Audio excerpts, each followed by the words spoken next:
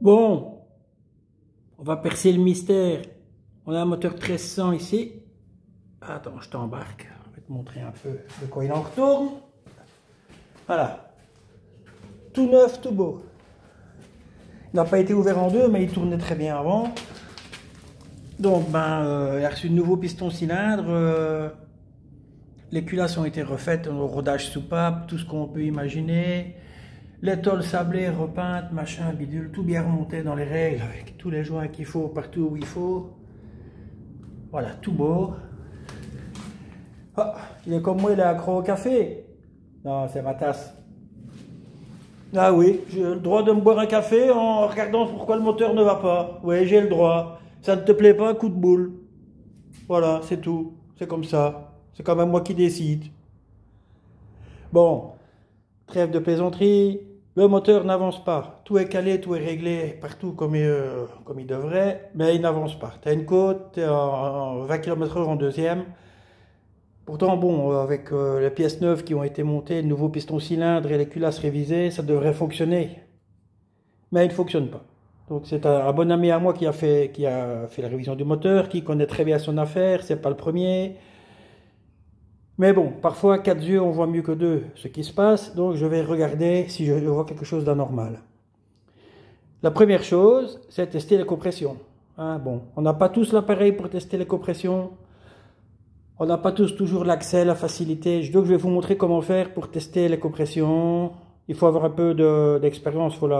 Il vaut mieux le faire d'abord sur un moteur qu'on connaît, qu'on est certain qu'il est bon, avant de le faire sur un moteur qu'on ne connaît pas, histoire d'avoir la sensation de comment ça se passe un bon moteur, que ça comprime bien. Donc ici on ne le démarre pas, on va juste le faire tourner au démarreur. Donc voilà, j'ai collé une boîte à son cul, le démarreur avec un boulon, forcément un plus qui court jusque là, une tresse de masse reliée sur la boîte, c'est tout ce qu'on veut. Un tournevis, voilà, je vais retirer ces 4 bougies neuves, évidemment, et voilà comment sont les bougies. Ah, ça tourne pauvre. Il a tourné exactement 18 km. Et on dirait qu'il y a quand même un endroit où ça a déjà charbonné, mais enfin bon. Voilà. Pour faire ce qu'on veut faire, hein, on n'a pas besoin de grand chose, juste un tournevis pour dire d'actionner le démarreur ici. Je vous cale. On va essayer en tout cas, parce que moi et mes calages, hein, à l'arrache. Moi, je n'ai pas de matériel spécifique pour tout ça, et je n'achèterai pas de matériel spécifique pour tout ça, parce que je suis un gros radin, mon copain.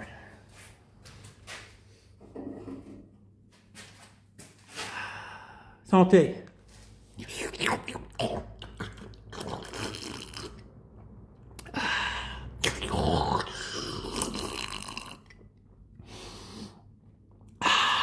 Oh, tu te chutes.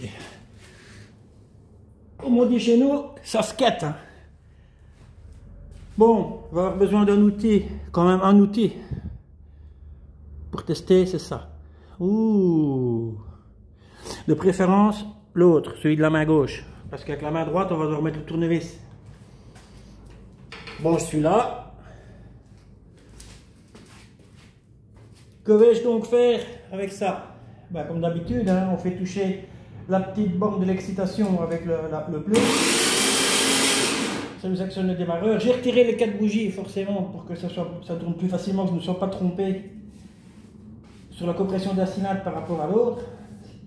N'est-ce pas? Donc, j'introduis mon doigt à la place de la bougie, je presse mon doigt à la place de la bougie. J'actionne.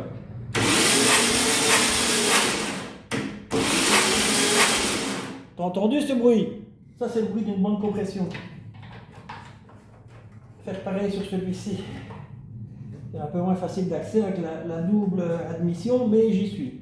Donc je pousse quand même à la place de la bougie avec mon doigt. Je pousse quand même. On va écouter le bruit. Je sens que ça abîme le doigt. Hein. Je ne sais pas si tu me vois. Je ne sais pas si tu vois le bout de mon doigt là, mais ça marque hein, l'emplacement de la bougie là, ici.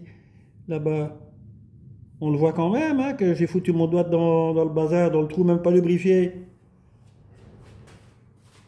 Allez, on va faire le quatrième, mais là vous n'y verrez certainement pas grand chose. On va faire ce côté-là. Il y a un beau bruit de compression, je sens que ça comprime bien sur mon doigt. Et le dernier, voilà.